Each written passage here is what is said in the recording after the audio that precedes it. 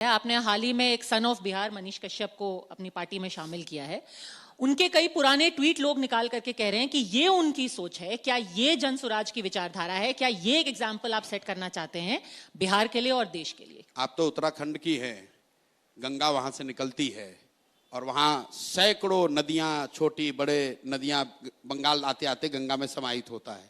तो क्या हम लोग गंगा को कोई दूसरा नदी कहने लगते हैं? भाई, जनसुराज इतनी बड़ी विचारधारा है, इतना बड़ा परिवार है कि उसमें सब लोग आकर समाहित हो सकते हैं। अब ये बात, अब उन्होंने ये बात जो है कि बातें क्या कही हैं, कुछ ऐसी बातें जो मैं अभी बोल भी नहीं सकती। मैं उस पे आ रहा हूं। मान लीजिए कि मनीष कश्यप ने मुझे ही गाली दी, तो क्या उनको सुधरने का, मुख्यधारा में आने का, सही काम करने का रास्ता देना चाहिए कि हमको उन्हीं रास्ते पर छोड़ देना चाहिए कि वो जिहादी बन जाएं? आप बताइए कि अगर 20 साल 22 साल के लड़के को कोई सोशल मीडिया के जरिए उसको हिंदू मुस्लिम के उन्माद के लिए इस्तेमाल कर रहा है, तो आपका या मेरा फर्ज क्या है? जनसुराज की बात छोड़ दीजिए, अगर वो व्यक्ति सुधरना चाहता है या अपना रास्ता बदलना चाहता है, तो क्या उसको अवसर दिया जाना चाहिए कि हम लोग को कहना चाहिए नहीं, जो कर रहे हैं यही करते रहो, मतलब समाज में उन्माद फैलाते रहो? मतलब जो आदमी 1 महीना पहले तक भारतीय जनता पार्टी में था, उस वक्त तो उन्मादी था, अब उनका पूरा विचारधारा बदल गई है। अब उनका एकदम माइंड चेंज। मैं ये नहीं कह रहा हूं, वो किसी समुदाय विशेष के लिए ये आपने कहा कि उनके ये टिप्पणी है,